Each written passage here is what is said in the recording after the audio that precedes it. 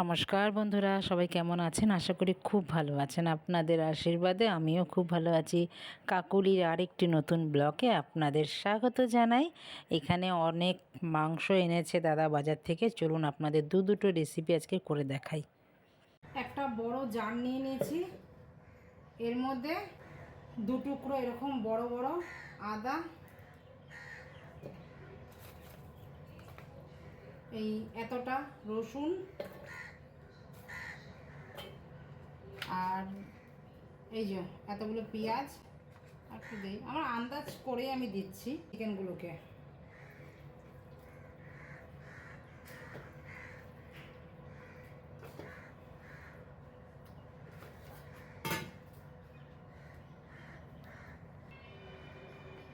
দিলাম একটু গরম মশলা,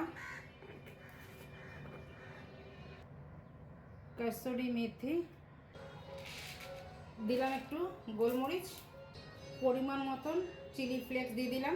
এর মধ্যে অনেক রকমের অরেগানো হার্বস আছে, এটা দিয়ে দিলাম এক চামচ। আমার সিক্রেট মশলা, ও বাবা এমন আটকেছে, এটা এই এতটুকু দিয়ে দিলাম। ময়েশ্চার ধরার জন্য তেল। এবার এটাকে ব্লেন্ড করে নেব। এই যে এই অবস্থায় এসছে।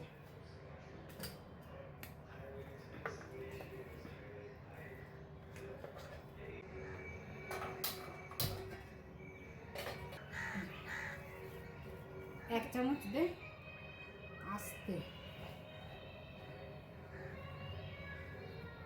2 চামচ দিলাম কর্নফ্লেভার, হ্যাঁ দিয়ে দিতে ব্যাস। এবার একটু দিলাম পাতা।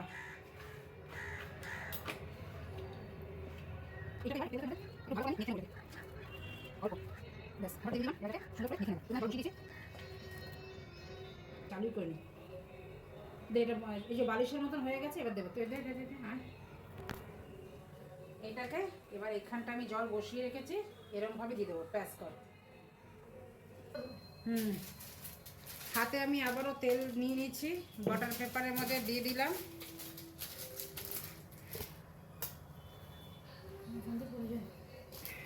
এরকম দিয়ে দিলাম বাটার পেপারের মধ্যে,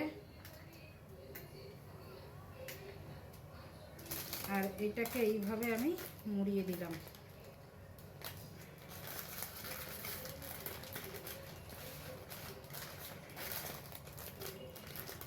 এটাকে এইভাবে মুড়িয়ে দিয়ে এইভাবে একটা দেব, এইভাবে একটা দেব,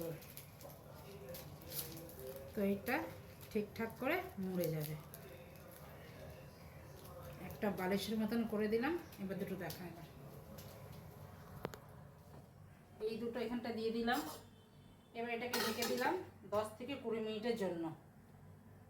সেদ্ধ হয়ে গেছে বালিশ। এটা এইভাবে আমি কেটে রেখে দিতে পারি, বা এইভাবেও আমি রাখতে পারি। আপনাদের দেখাচ্ছি, তবে দাঁড়ান কেটে দেখাবো। তা কেটেই দেখাই, তাই না? তবে আপনাদেরও সুবিধা হবে। এই নিয়ে নিয়েছি, এটাকে এবার এইভাবে খুলে নেব, যেইভাবে খোলে।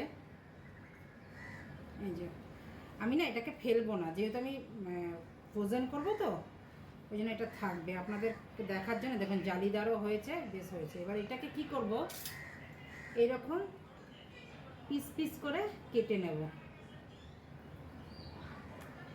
ঠান্ডা হলে একটু কাটলে বেশি ভালো হয়।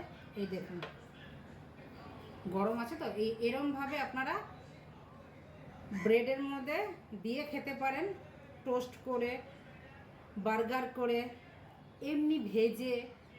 এটাকে আবার একটু ব্যাটারের মধ্যে চুবিয়ে তারপরে ভাজতে পারেন, সন্ধেবেলা স্ন্যাক্স হিসাবে খেতে পারেন। যারা চিকেন পছন্দ করেন তারা খুবই ভালোবাসবেন এটা।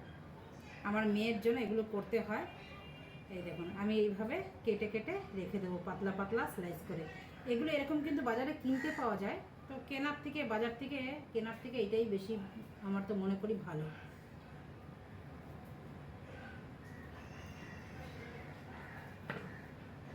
এই যে এইভাবে এগুলো ফ্রিজ করতে পারেন।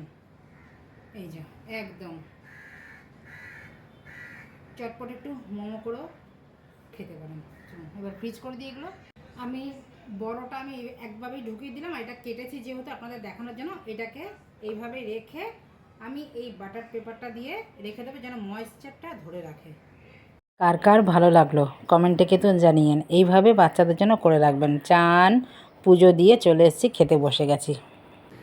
পটল বাটা, আর এখানে ডাল, আর এই পটল পোস্ত, একটা ভেন্ডি ছিল এই দিয়ে। শুভ দুপুর বন্ধুরা, সবাই কেমন আছেন? আশা করি খুব ভালো আছেন। আমি তো খেতে বসে গেছি। আপনারা কি এখনও খাওয়া হয়েছে? প্রায় 3টে বাজতে গেল। কতদিন ধরে আমার খুব দেরি হয়ে যাচ্ছে খাওয়াতে। তো এখন ভাত তো অল্পই নিয়েছি, না অনেক ভাত দেখা যাচ্ছে এখানে। আমিও খেতে থাকি, আপনারাও খেতে থাকুন। খেয়ে দিয়ে একটু রেস্ট নিয়ে আবার কাজ। বিকেলে চলে এসেছি বাগানে, আপনারাও থাকুন। সকাল থেকে তো পুরো ভিডিওটা দেখলেন, এখন বিকেল, গাছে জল দেব। সকাল থেকে এইভাবেই আমি কাজ করি। পুরো গাছে ফুল সবজিতে ভরে গেছে।